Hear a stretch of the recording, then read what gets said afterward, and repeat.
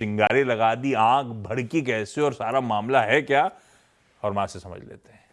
भाई साहब good morning. Good morning आशीष। ये कभी ना कभी हाँ वाला जो किस्सा है उसका नया एपिसोड आज शुरू हुआ है। ओवर द वीकेंड ही शुरू हो गया था जब यूएस ने ईरान पर हमले किए थे। ईरान ने फिर यूएस के सारे एसेट्स पर, खाड़ी देशों पर हमले किए हैं। और आज सुबह भी जो है यूएस की सेंट्रल कमांड ने ये कहा है कि उन्होंने एक फ्रेश राउंड ऑफ स्ट्राइक्स करी है ईरान पर, उनकी क्षमता को कम करने के लिए। कि वो जो ये कह रहे हैं कि वो स्ट्रेट ऑफ हॉर्मुज को कंट्रोल करते हैं, वो बात गलत है, बेबुनियाद है। और दोनों कॉन्ट्राडिक्टरी स्टेटमेंट्स दोनों तरफ से आ रहे हैं। ईरान ये कह रहा है कि until further notice straight of Hormuz बंद कर दिया गया है। यूएस का सेंट्रल कमांड ये कह रहा है कि जो भी जहाज़ वहाँ से गुजरना चाहते हैं उनकी सेना जो है पूरी तरह से तैयार है, फ्री टू एंश्योर कि वो जो है फ्रीडम ऑफ नेविगेशन वहाँ पर चलता रहे और वो जहाज़ों को वहाँ से बाहर एस्कॉर्ट कर सकते हैं। और साथ ही साथ लेकिन अगर डेटा देखा जाए तो जो JMIC जो मैरीटाइम जो डेटा मैप करती है उसके रिपोर्ट के मुताबिक स्ट्रेट ऑफ हॉर्मुज में कल ना के बराबर ट्रैफिक देखने मिला था। कोई भी जहाज़ स्ट्रेट ऑफ हॉर्मुज की तरफ ना आया ना वहाँ से गुजरा। और है मतलब हाँ, कोई ट्रैफिक वहाँ पर नहीं आया। और अगर खुला होगा भी तो किसी जहाज़ ने वहाँ जाने की कोशिश नहीं की। हाँ, और मैरीटाइम सिक्योरिटी की रिस्क जो है वो अभी भी जो है चिंताजनक बनी हुई है, सीवियर बनी हुई है। ये JMIC की रिपोर्ट में कहा गया था। अब ये क्यों हुआ?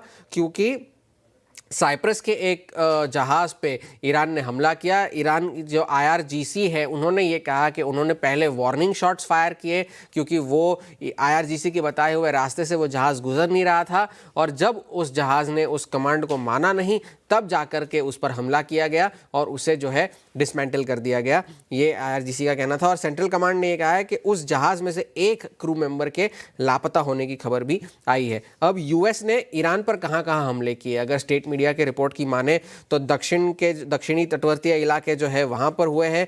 एनर्जी और पेट्रोकेमिकल हब्स जो है बुशहर और असलोये वहाँ पर हमले हुए हैं। बंदर अब्बास और बंदर दायर उस पर वहाँ हमले हुए हैं।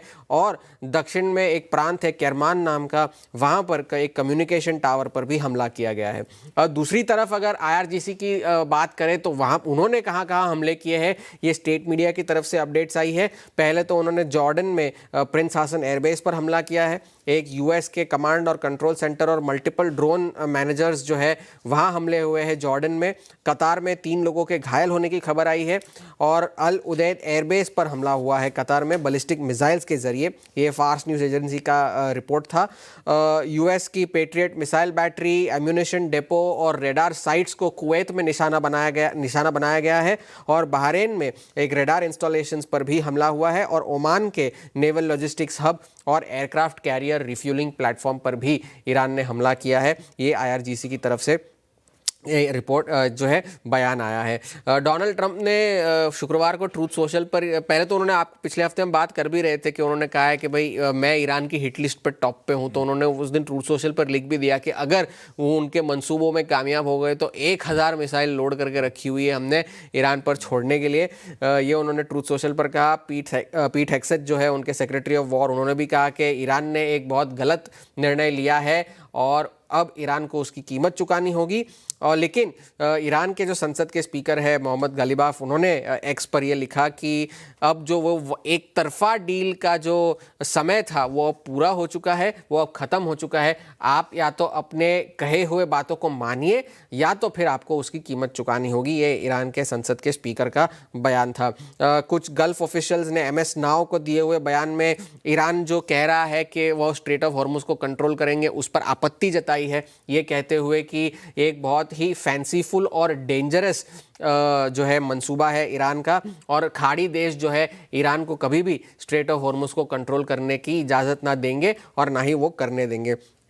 ब्रेंट अभी भी $80 के आसपास बना हुआ है। सोने चांदी की कीमतों में गिरावट है, डॉलर में मजबूती है और 10 साल की यील्ड जो है अभी भी 4.6% के आसपास बनी हुई है। एक और चीज़ कल ये हुई कि लिंडजे ग्रैहम जो है साउथ कैरोलिना के सेनेटर है और डोनाल्ड ट्रंप के बड़े करीबी माने जाते हैं, उनकी कल निधन होने की खबर आई following a brief and sudden illness. लेकिन परसों ही शनिवार को ही वो यूक्रेन में थे एक ड्रोन फैसिलिटी को इंस्पेक्ट कर रहे थे और उसी ड्रोन फैसिलिटी को बाद में रूस ने निशाना बनाकर पूरी तरह से जो है धराशायी कर दिया है। और रविवार को उनके निधन की खबर आई थी और ये कह भी रहे थे कि वो यूक्रेन से लौट आए थे, लेकिन फिर उन्हें अचानक दिल का दौरा पड़ा और उनकी मौत हो गई। ये ऑफिशियल जो है स्टेटमेंट था। 2002 से वो सेनेट का हिस्सा थे। एक बहुत बड़ा हफ्ता यूएस के बाजारों के लिए भी है, क्योंकि काफ़ी सारे फेड के अफसर बयान देने वाले हैं। फेड चेयर केविन वॉर्श की टेस्टिमनी है और लगभग सभी बैंकों के नतीजे कल आने हैं। JP Morgan, bank of America, Goldman सैक्स, वेल्स फार्गो, सिटी ग्रुप जैसे हमारे शनिवार को आने वाले, वैसे उनके कल आने वाले हैं। तो एक बहुत बड़ा हफ्ता यूएस के बाजारों के लिए भी है। पश्चिम एशिया में सिचुएशन थोड़ी सी जो है मुश्किल वाली है। तेल की कीमतें अगर बढ़ती रही तो बाजार के लिए नेगेटिव होगा। मामला गड़बड़ा गया है। खैर